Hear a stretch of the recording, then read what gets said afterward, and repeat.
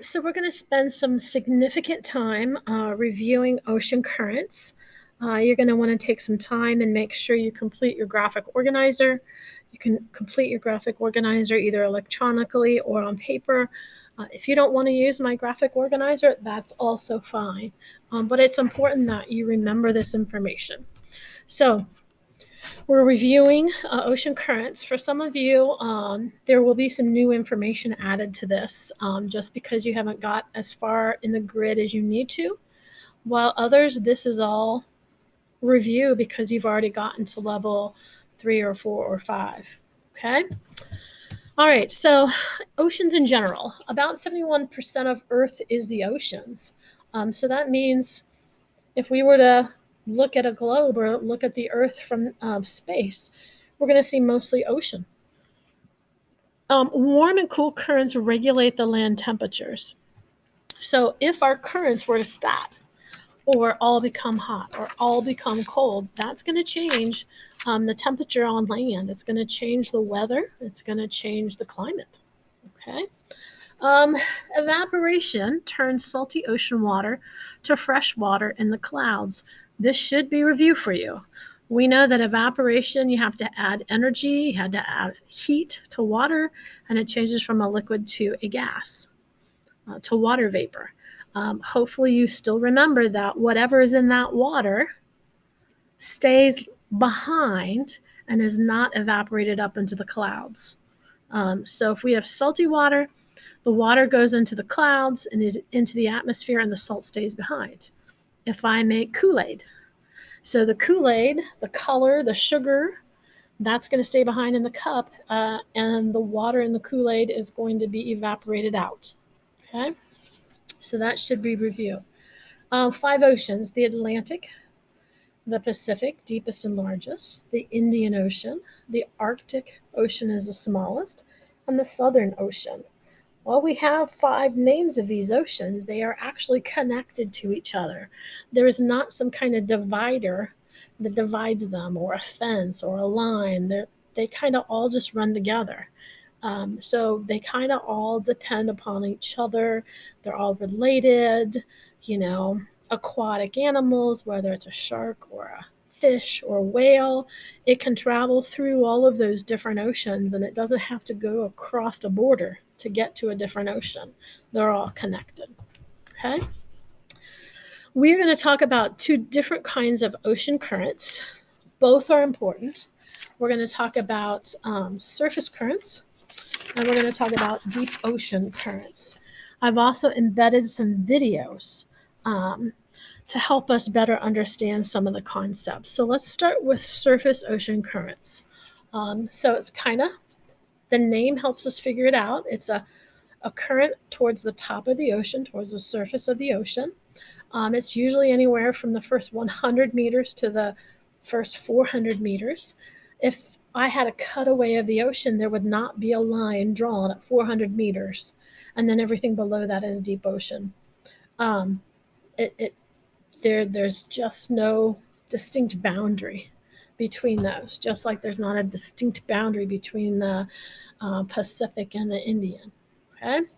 Gyres are the circular patterns of ocean currents that are surrounded in part by the continents. One of your activities is going to reference some gyres, and I'll show you a map and I'll talk about gyres. Surface ocean currents affect global climate and weather. And we know that because in some of the Brain Pop videos, it talked about the Gulf Stream.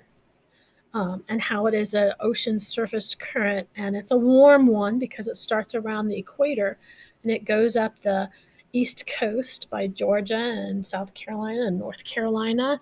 And at about maybe New Yorkish, it kind of goes across the Atlantic over towards Europe. If a current is warm, the air above it is usually warm and moist.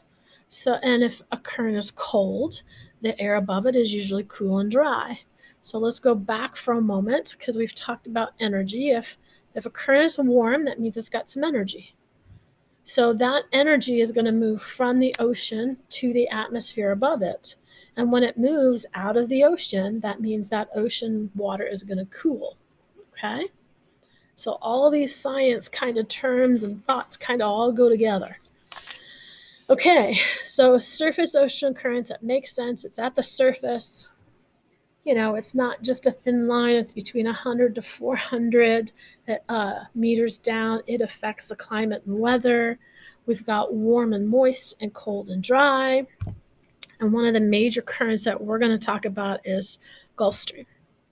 All right, so there are 3 factors that affect surface ocean currents: global winds, continental deflection, and the Coriolis effect. We're going to talk about each of them. You're going to jot some things down, draw some pictures, and I'm going to help you better understand these 3 factors. So global winds are first. So if you take a look on the left side, this is a picture of global winds. And the first thing you're going to notice is it's not one straight line. You're going to see these curves, right? And they're curves, and it kind of looks like they alternate a little bit. And I notice the equator is red, okay? So if I take a look, let's see, here is Central America right here, okay? So if I go find Central America over here, I'm going to notice that the ocean current goes down. And look, I'm going to notice the wind goes down.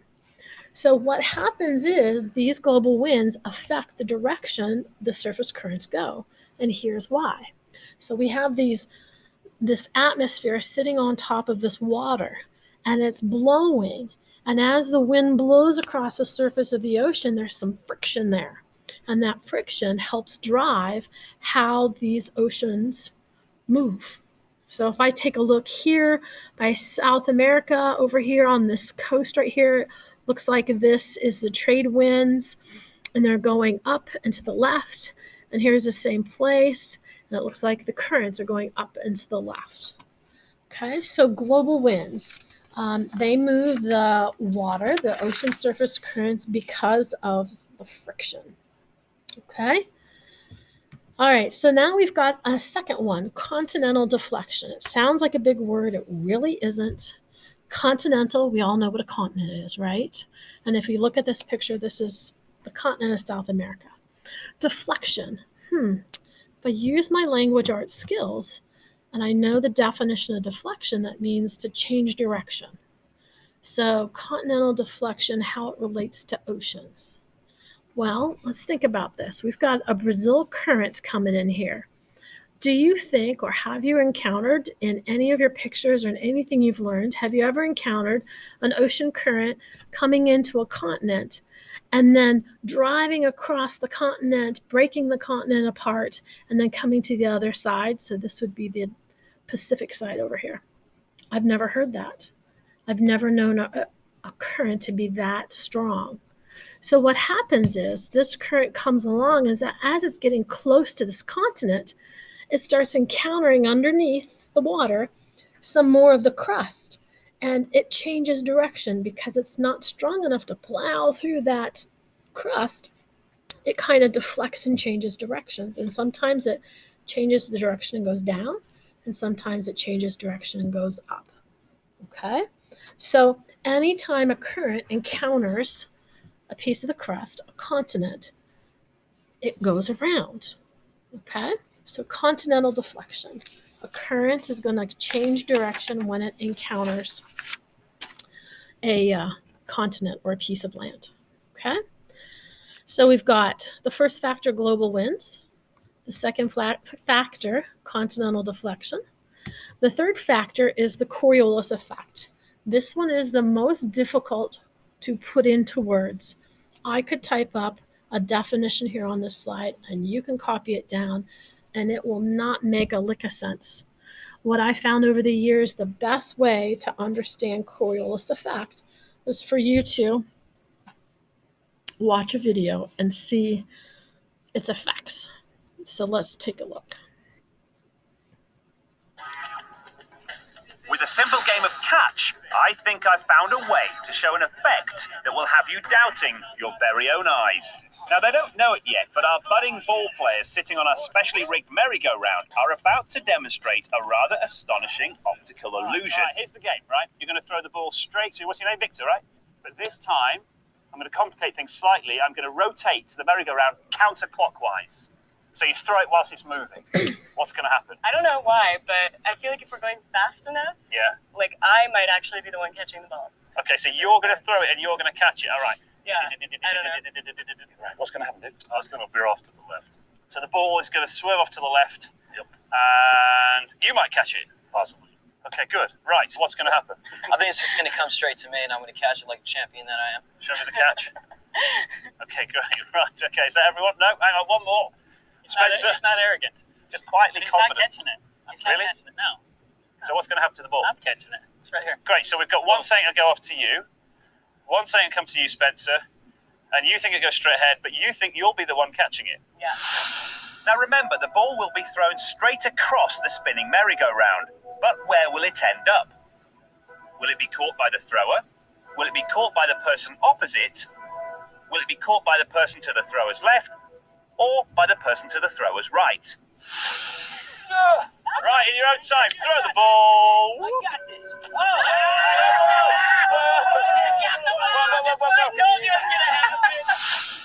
So the answer was D. It was caught by the person on the thrower's right. Our camera angles seem to show the ball bend in the air. So is that a camera effect, or are we seeing what they saw?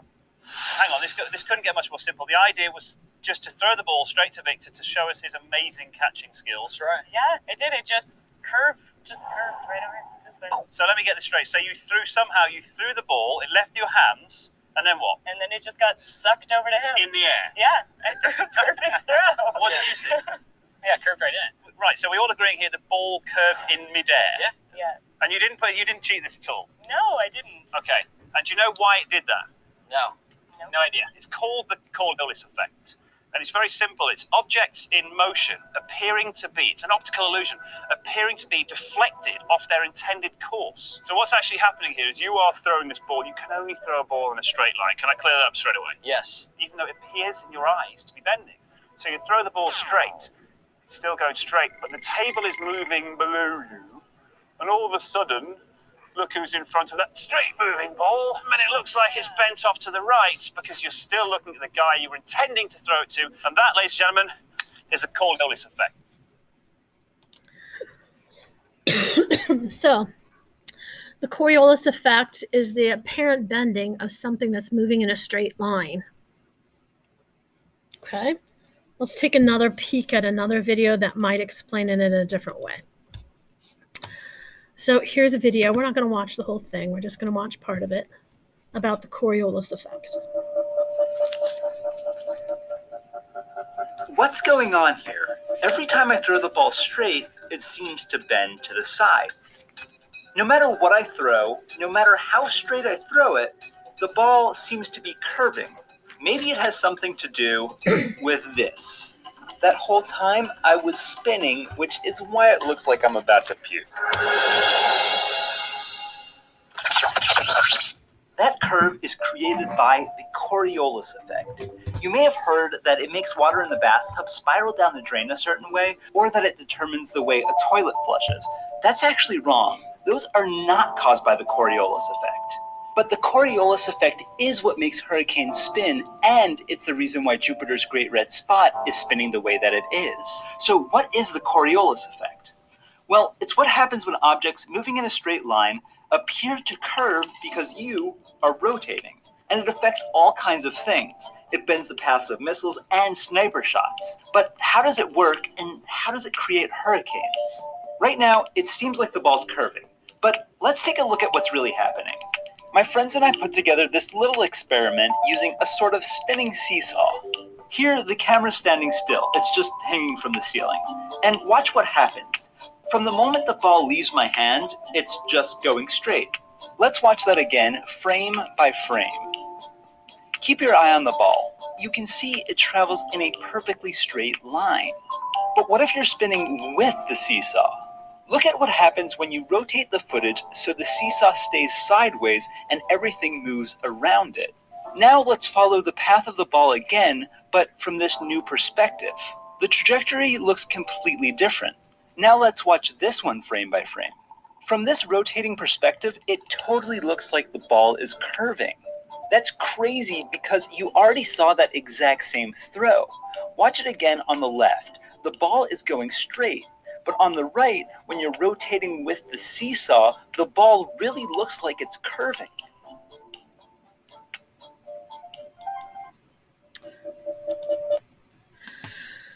All right, so two different perspectives on the Coriolis effect. So we've got the Coriolis effect, continental deflection, and global winds are the three factors that affect surface ocean currents. So let's go to deep ocean currents. Okay, so deep ocean currents. So these are currents that are deeper than 400 meters. Okay, so this is the cold stuff that sun doesn't usually get to. So as the surface of the ocean currents radiate their heat or their energy into the atmosphere, that means that that surface current is cooling. Okay, and remember, when something cools, the particles start to get closer together or compact. And when particles compact, they become more dense. And when something's more dense, it sinks. So when the surface water cools, it sinks because it's more dense. Do you see how all those science concepts kind of piggyback on each other? If you need to pause and rewind, do that. So as the surface currents radiate their energy out into the atmosphere, so as the heat moves from the ocean to the atmosphere, that means the ocean is cooling. And when something cools, the particles start to compact and get closer. And when they get closer and compact, they're getting more dense. And if something becomes more dense, then it tends to sink. So our deep ocean currents are the ones that are more dense towards the bottom of the ocean. So with this idea and this concept, that means there is only one factor that affects deep ocean currents, and that one factor is density. Okay, density. We've already talked about density this year. We've talked about it every year since I don't know what grade, and you will continue to talk about it in every grade. Density is the one factor that affects deep ocean currents. Now, there are factors that affect this density, and we've already talked about one, temperature. So when something gets cold, the particles compact and they get more denser, so they drop to the bottom. But a new idea that we're going to talk about, since we're talking about the ocean and the ocean is salty, is the word salinity. And salinity means salt, concentration of salt. So whether or not you know this, the ocean has different concentrations of salt. There are some places that are super salty and some that are not quite as salty. And so that different concentration of salt means there's a different amount of salinity. There's a different amount of salt. So if there's a lot of concentration of salt, that means there's a high density. If there's a little concentration of salt, that means there's little density. So generally speaking, the colder something is, the more dense it is, generally the saltier it is. The less dense it is, the less salty it is, the smaller the salinity. Okay? So there's one factor that affects deep ocean currents, that is density. There are two factors that affect that density. Now, I'm not sure that you understand this or that you remember this, but we talked about when water evaporates, it's just the water that goes out into the atmosphere. So if water's mixed with something else, lemonade, Kool-Aid, salt, sugar, all those other particles stay in the cup and just the water comes out. Well, when we freeze water, the part that becomes a solid is usually just the pure water. So if I were to mix a cup of Kool-Aid and stick it in the freezer, the top part of it is going to be more pure water. The bottom part is going to be where the high concentration of Kool-Aid is. If we were to, I don't know, get on the magic school bus and go to the North Pole or South Pole and land on an iceberg, the iceberg would be pure water, no salt in it, because it's a solid form of water, but underneath it would be a high concentration of salt. So we've got high salinities in the North Pole and the South Pole because of the icebergs. The icebergs are pure water. So where does that salt go that was in that water? It just goes below it in the liquid ocean. Okay? All right, so we've got surface water, deep ocean water. So let's talk about the global conveyor belt, or, scientists, they like to use big words, thermohaline circulation. Okay, we talked about 5 different oceans, that they really don't have a border between them. They're all one big entity.